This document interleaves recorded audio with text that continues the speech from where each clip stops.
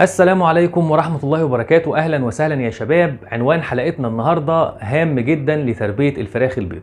كلنا عايزين نحصل على معامل تحويل كويس، كلنا عايزين نزود وزن الفراخ. أهم المشاكل اللي دايما بنتعرض ليها كمربيين دواجن إن بورصة الفراخ تنزل والسعر يهبط، وبالتالي الحاجة الوحيدة اللي ممكن تعوضك عن نزول السعر هي إن حضرتك تطلع فرخة وزنها كبير.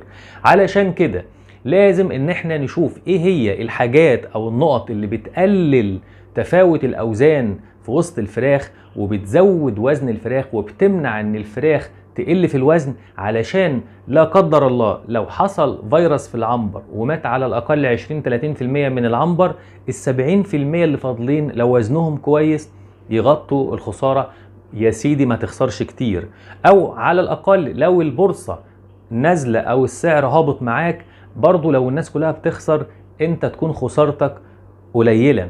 على فكرة على مدار السنة لو انت حافظت على الهدف ده، ان لما الناس كلها تكسب تكون انت بتكسب اكتر، ولما الناس كلها بتخسر تكون انت برضو بتخسر اقل.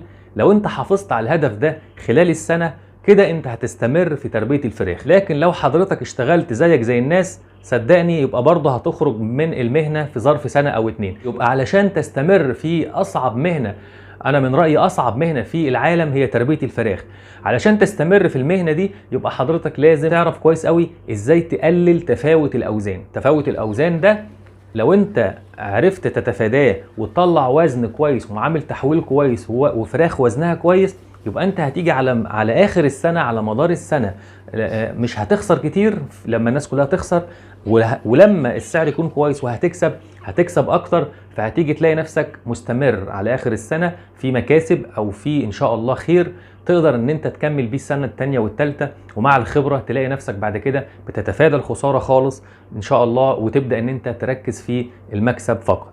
علشان كده يا شباب عنوان حلقتنا النهاردة ازاي نحصل على معامل تحويل كويس ونقلل تفاوت الاوزان. وقبل ما نبدأ كالعادة لازم تنزل حالا تشترك في القناة او تصلي على حبيبك المصطفى في التعليقات، او لو كان عندك اي سؤال تنزل حالا تسألنا في التعليقات.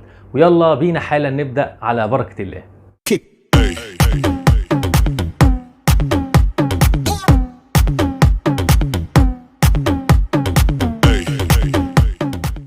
علشان تقلل تفاوت الأوزان لازم أصلا نعرف هو إيه السبب اللي بيخلي الأوزان يحصل فيها اختلافات. ليه في فراخ بتكون كبيرة وفراخ بتكون صغيرة أثناء تربية الفراخ؟ في أسباب بتكون خارجة عن إرادتك، يعني أسباب جاية من الأم أو من البيضة أو الفقاس. في أسباب تانية بتكون أنت المسؤول عنها. خلونا نبدأ بالأسباب الخارجة عن إرادتك. يعني لو الأم الكتكوت نفسه جاي فيه مرض زي الميكوبلازما أو السالمونيلا، بيحصل ان انت مهما تعالج ومهما تروح ومهما تيجي هيحصل تفاوت في الاوزان. يبقى انت علشان تتفادى النقطة دي كويس قوي لازم ان حضرتك تسأل كويس عن مصدر الكتكوت، الناس اللي نزلته قبل منك باسبوع واثنين وثلاثة عامل معاهم ايه، هل في تفاوت في الاوزان ولا لا، في ميكوبلازما او سالمونيلا او التهاب سرة ولا لا. دي النقطة الاولى. النقطة الثانية بتكون اسباب انت المسؤول عنها في التربية نفسها. يعني مثلا هتبدأ من أول خالص حرارة التحضين، الحرارة اللي هتحضن عليها الكتاكيت.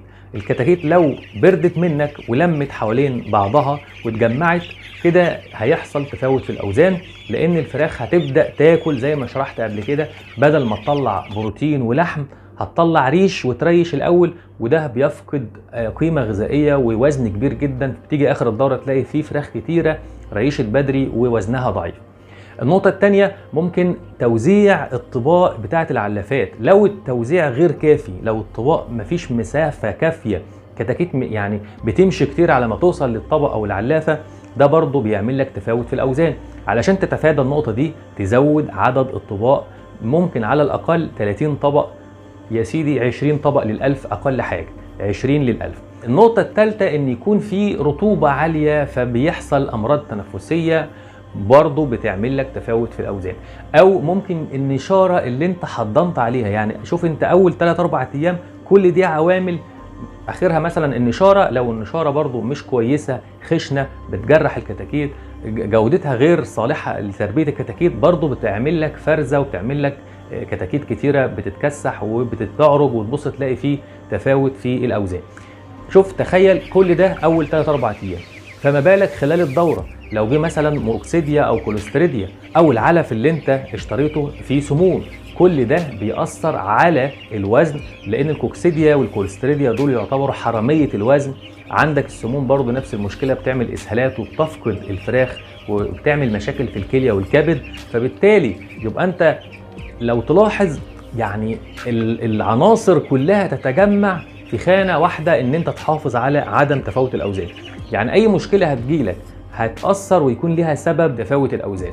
علشان كده لازم ان حضرتك تهتم قوي وتدرس، ويعني تشترك حتى معانا في القناة علشان تستفيد من المعلومات اللي بنقدمها، في سبيل ان حضرتك حتى لو في مشكلة تسألنا في التعليقات، وان شاء الله نكون عند حسن ظن حضراتكم.